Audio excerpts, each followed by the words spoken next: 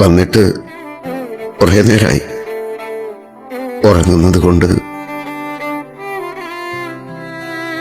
എന്തുകൊണ്ടും എന്നേക്കാൾ വലിയവനാ നീ. അതൊരു വലുപ്പമാണോ? അപകടപ്പെടുത്തിയതിൽ എനിക്ക് പങ്കില്ലെന്ന് നീ പറഞ്ഞല്ലോ.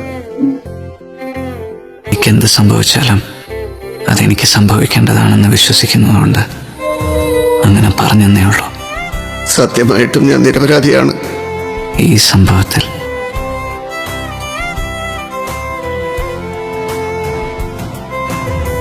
എല്ലാത്തിനും ഞാൻ മാപ്പ് ചോദിക്കുന്നു.